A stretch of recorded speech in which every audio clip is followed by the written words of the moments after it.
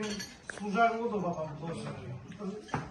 Құмар ағасы келіндердің аяғы ауырып алып, келіп алып атын жолдымай қоясың деп. Сол кісінің қызы келіп отыр тойда, тәрбиесі сен қасында отыр.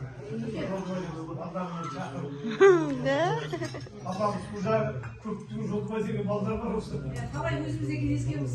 Мағаура жетіп айтайын деген. Менің қуаныштым, ағама беріліп жатқан астарын қабыл болсын демекпін. Бұл аға туралы мен біраз жазып та жүрмін, тарихқа да жазып жүрмін. Дәстүрлі жолдарда Қазақстанның біраз жерге таратып жүрмін бұл кісі туралы. Бұл кісі енді бір жағы секрет, мен Жолдыбайдың қызы болғанменен ағасына бергенмін Қалбай деген салға. Қалбайдың қызы болып есептелетінен шындық енді қашанда шындық жатпайды ғой. Бүгінгі әкеміздің төріне келгенде Жолдыбайдың қызы болып шығып отырмын, айып етпесін деп. Айта берген бұл кісінің бәрі жоқ. Дертіне дауа тапқан, іздеген жан деп мынау ағамызға айтылған. Қасиетті Маңғыстаудың қаройында туып өскен Мерген ағаны білмейтін жан кемде кем болады. Ақсары өңде жүзіне мейірім шапағаты төгіліп тұратын Маңғыстаудың Мерген аталған ағамыз болған. Саналы ғұмырында тарыққанға дем беріп, жабыққанды жұбатқан, жабырқау көңілді қуантқан керемет қасиет иесі.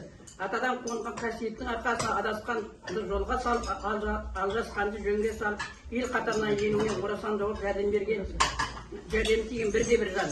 Маңғыстау және басқа да көптеген өңірлерде балалы бола алмай жүрген жандарға және баласы тұрмай жүрген жандарға көп себебі тиген. Алла содан соң Мерген ағаның қасиетінің арқасына балалы болып, қуанышта шаңырақта шаттыққа толған қаншама жандар бар. Мерген ағаның ем-домы менен батасы арқылы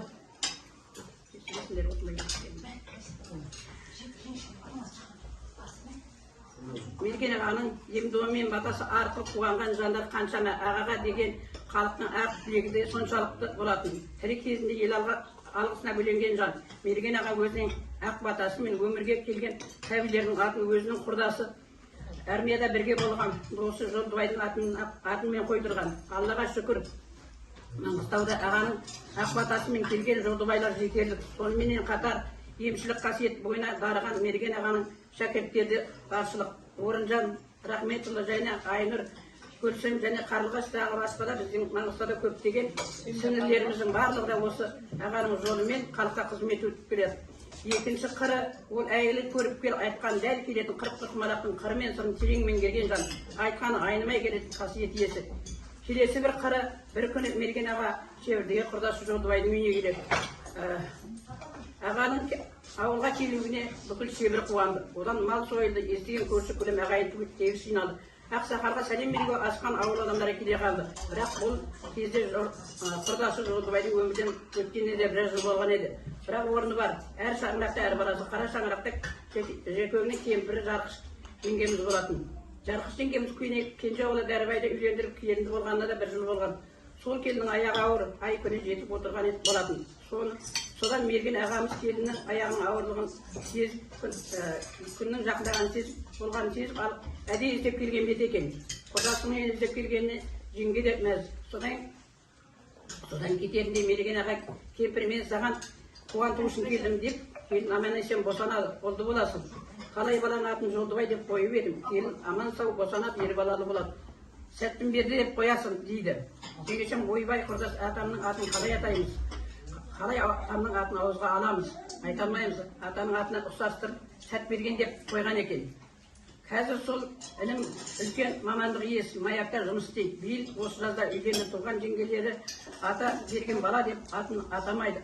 Аналарымыз үлкен көзін көрген аналарымыз да аттарын атамайды. Бұл Мерген ағаның көріп келдік қасиетінің тағы бір қыры болатын.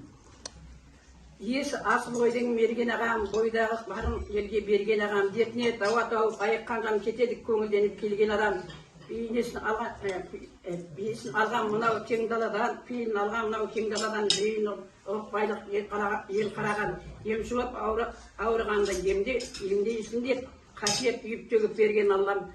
Орында киіп қонған шаңырағым, ұл келін ұйтқысы болып сол ұяның қаншама жылдар жылжып өтсе дағы биікте мәңгесің аға жаным деп бүгінгі ағамыздың 10 жылдық кешін еске алып, Қызы деп айтайын ба, қарындасы деп айтайын ба, Ақбөбек Қалбайұлынан сол. Қызы деп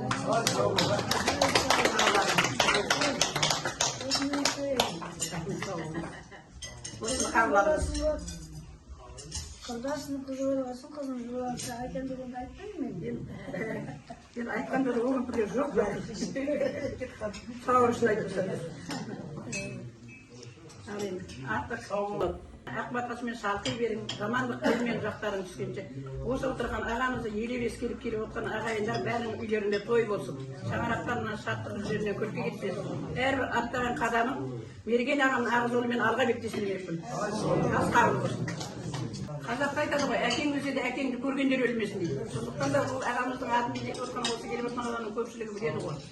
Бүкіл қазаққа мерген аталған кісі ғой ол. Енді аруағына ешкім шек келтіре алмайды. Сол ағаның емшілік нелері бар, маған қасиетті беріп кеткен нелері бар. Әр кезде бір жағынан соларды ұстап келемін мен. Сондықтан